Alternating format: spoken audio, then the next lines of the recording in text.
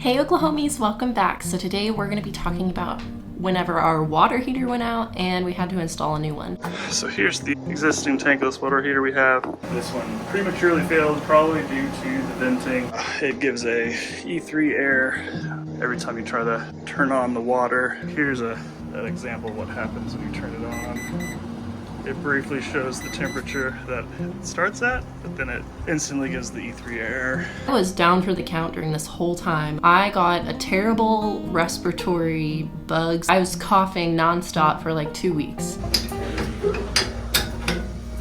So John did this solo. Props to my amazing husband. We're gonna get to how we installed our new one.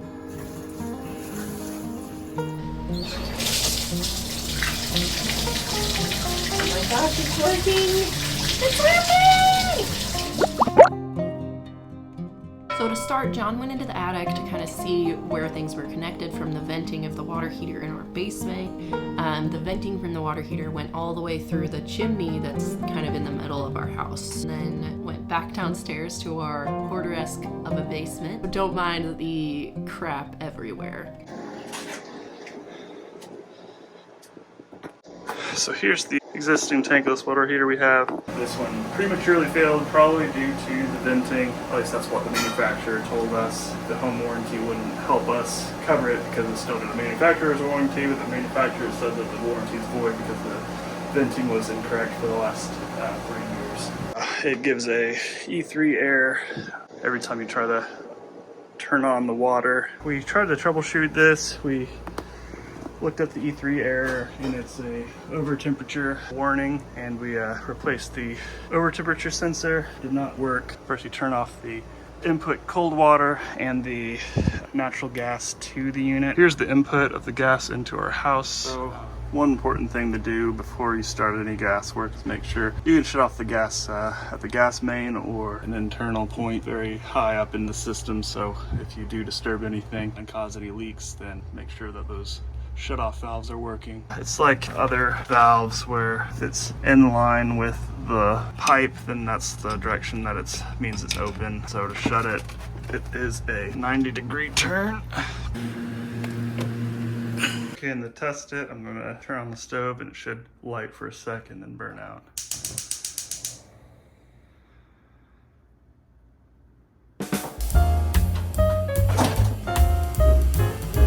We'll be draining the old hot water line to the hot water heater. I actually need to disconnect into the key line.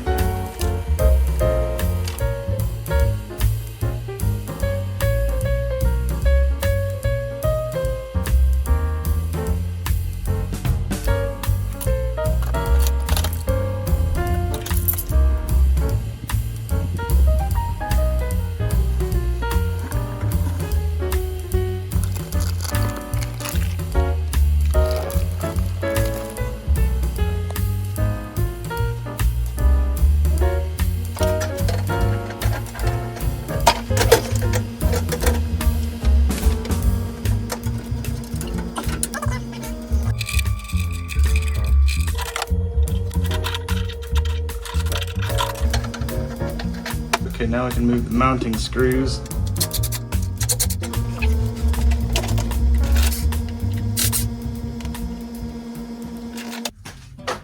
Use some decking screws that we had upstairs. They should work fine in this humid environment.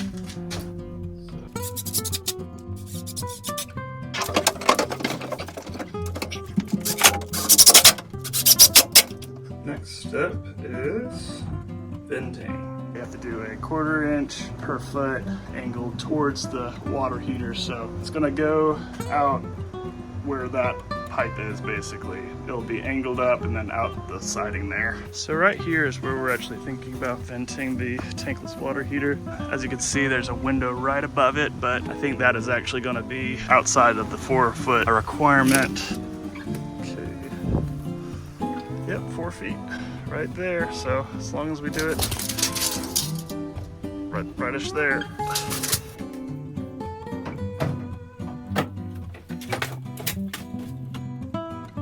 So we're going to be venting the water heater here, well, about as high as up as we can to that exterior wall there. We need to make sure that we maintain a 1/4 inch per foot.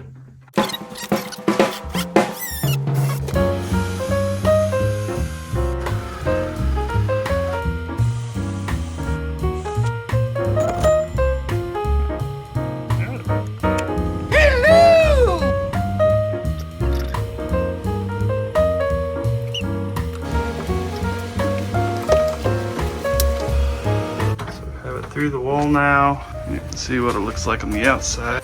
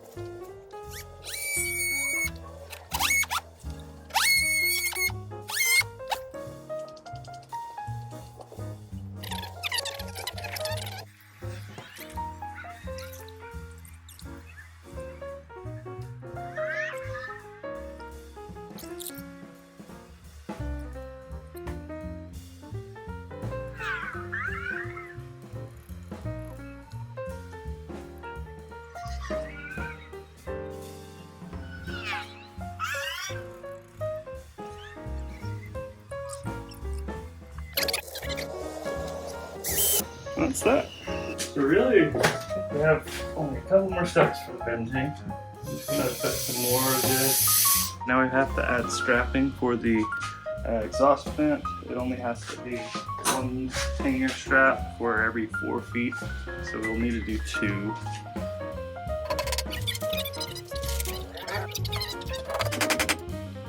Really all we're doing is using these self-tapping screws and to hold this exhaust pipe.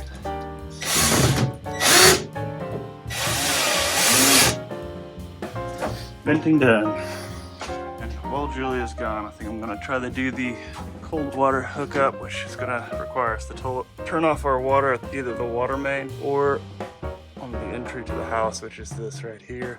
I can cut this line right there and move it to over here, because right now it is bumped out.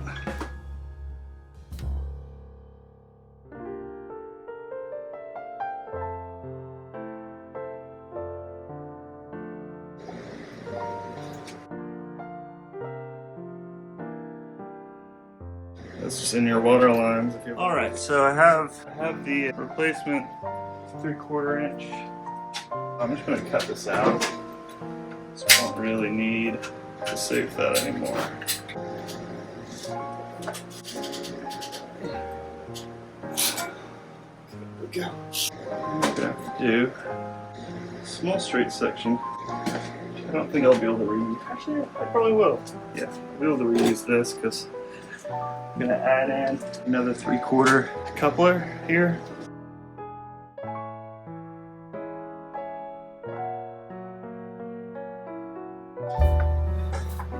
All right, I'm gonna turn the water on here. There we go. Make sure we don't have any leaks.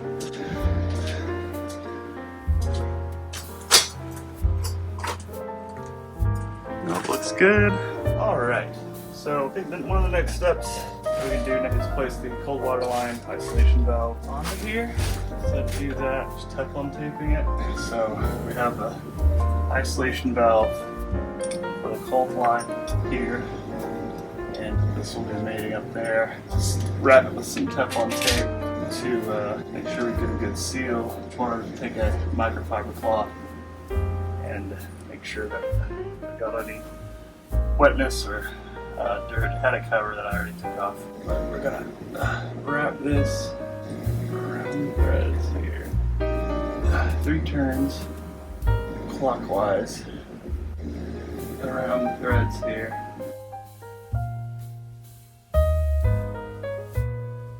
So this one, the hot line, has a thermal expansion valve. So basically, like, if something fails in here, and it needs to start dumping hot water or something, it comes out here. So yeah, probably won't plumb this immediately because there's not probably going to be anything wrong with the system. And then we can have hot water sooner because it's been 3 weeks, approaching 4 now. So then you would plumb that, and that's what you're going to hook up to the drain next. This is one of the things I'll be hooking up to the drain. There's also the condensation. I got this, I'm going to leave it at a slight angle though, because there's the condensate drain that's going to have to go there as well. So connect these.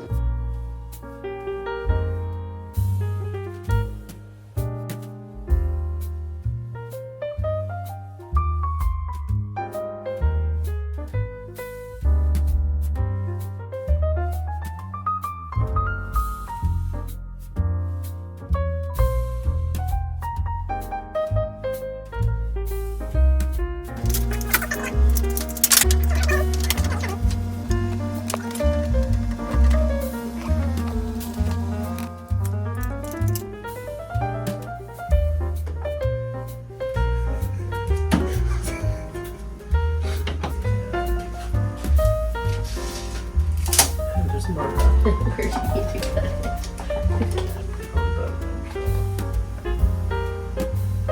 Oh!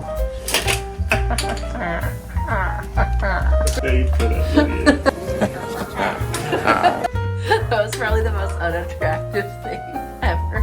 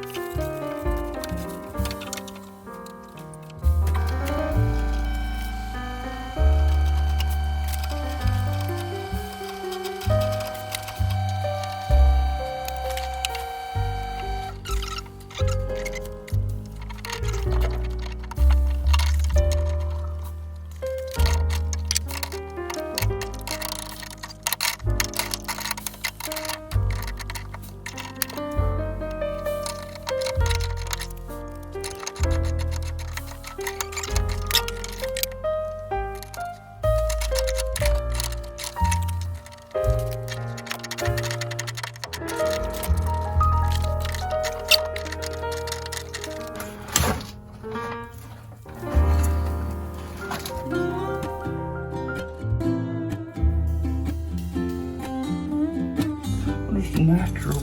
I see bubbles right here. Where?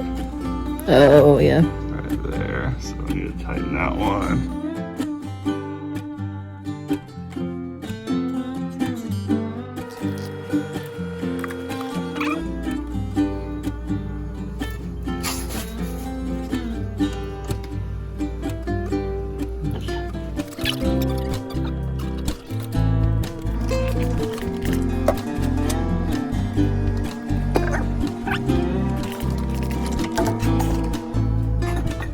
That's it. Woot woot. Good job. That's fun.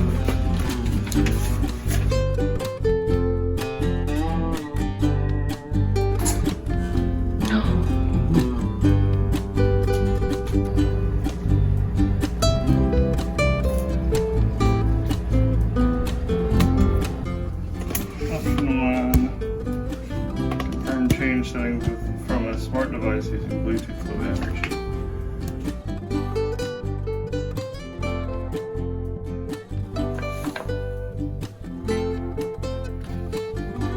Turn that off.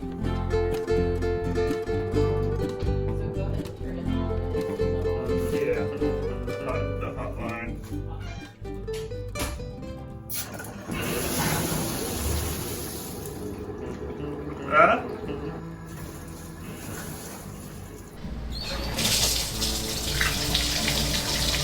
Oh my gosh, it's working! It's working! Is it working? Oh my goodness, it's working. We're back to having hot water. It's working!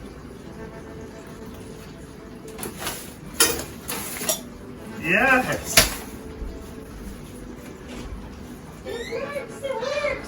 Oh man. Wanna feel it?